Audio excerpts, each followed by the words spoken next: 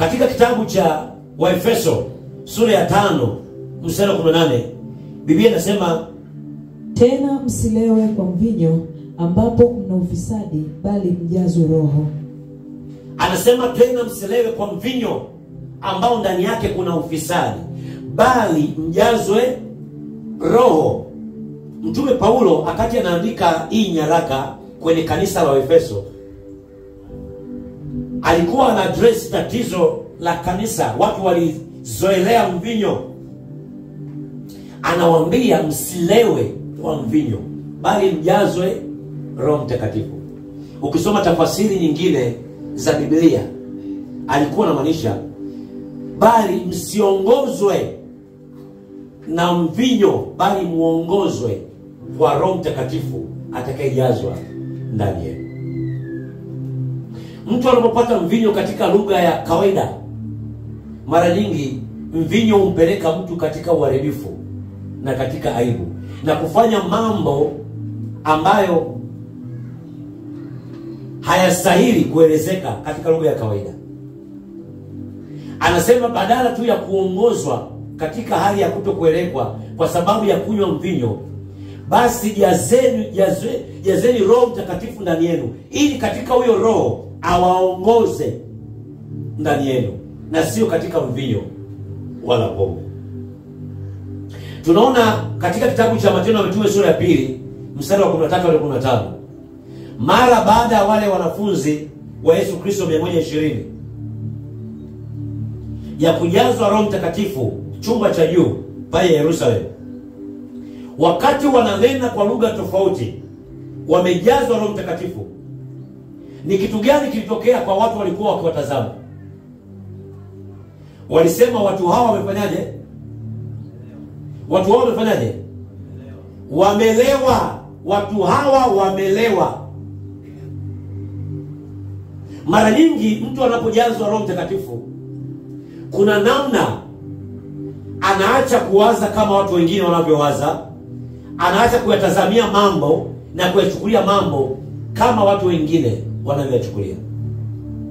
Mtu aliyejazwa Roho Mtakatifu, wakati daktari anasema hii ni kansa, huu ni udhaifu, wakati wengine wanazungumza lugha ya kushindikana, ya kutokuwezekana, yule aliyejazwa Roho Mtakatifu, kuna aina ya ulevi anakuwa nayo. Sio ulevi wa pombe wa kupeleka mtu katika uharibifu, ni ulevi wa kuyaona mambo na kuyachukulia mambo kama Roho wa Mungu anavyoyachukulia. Ndio maana mambo ya rohoni yanaonekana ni upuuzi, ni ujinga kwa mtu asiyekuwa na neema ya Kristo, asiyekuwa na Roho wa Mungu ndani yake. Wakati kwenye Matendo ya Mitume sura ya 2 mstari wa 15 hadi 15, wakati wanaeleza kwa lugha mpya, walisema watu hawa wamelewa, wamechanganyikiwa, wamelewa, hawajitambui. Mnakumbuka wakati Nabii Hana alikuwa amepiga magoti madhabahuni, lile kanisa ambalo kuhani Eli alikuwa analichunga. Kuhani Eli, mtumishi wa Mungu, alipokuja madhabahuni na kuona Ana anabubujika madhabahuni mbele za Mungu, alimwambia nini? Alimwambia, wewe binti Ana, utakuwa mlevi, mbona umekunywa pombe? Pamoja kwamba alikuwa ni kuhani wa Mungu, Mungu anamuongoza kulichunga kanisa, lakini alipungukiwa na hekima na akakosa kupambanua kwamba Hana alikuwa hajalewa, bali alikuwa ameumwaga moyo wake mbele za Mungu. Nini namaanisha? Mara nyingi mtu anapokuwa katika ulevi wa Roho Mtakatifu, anapokuwa anaongozwa na Roho Mtakatifu, mara nyingi ufahamu wake, akili yake inakuwa sio kawaida.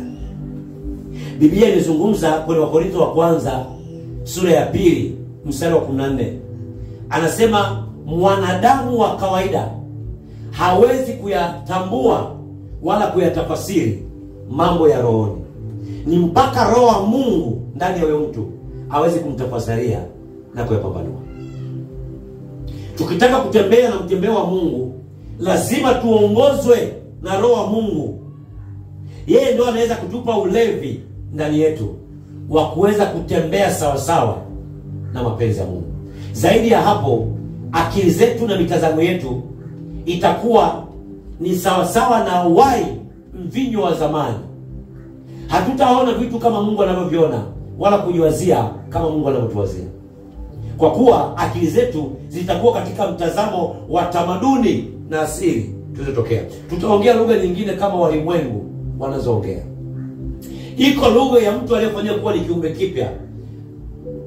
Mungu alipomfananisha katika Biblia kwenye uandishi wa manabii, alipomfananisha tai na kumtofautisha na ndege wengine, ni kwa sababu tai ana tabia na sifa tofauti na ndege wote duniani.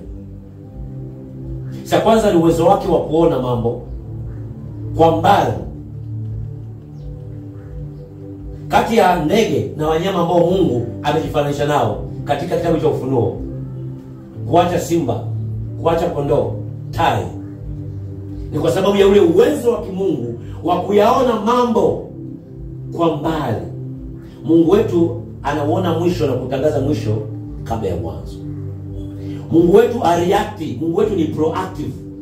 Anafanya mambo in advance. Asubiri jambo litokee ndio limshtukize. Anajua mwisho wa jambo kabla jambo halijaanza.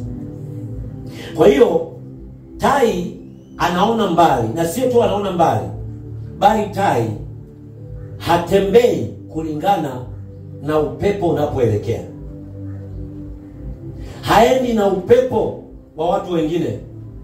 Tai anaukabili upepo mbele yake siku zote.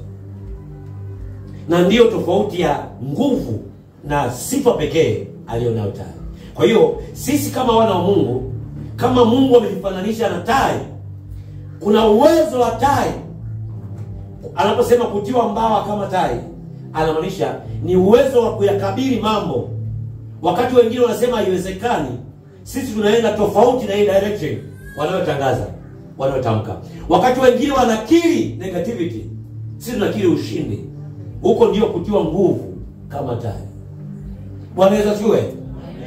Kama unazungumza lugha nyingine za watu wengine wenye mitazamo ya kawaida ya dunia, bado mtazamo wako haujabadilishwa, haujapewa mvinyo mpya wa kuiangalia mambo na kuyakabili kama tai anavyoyakabili.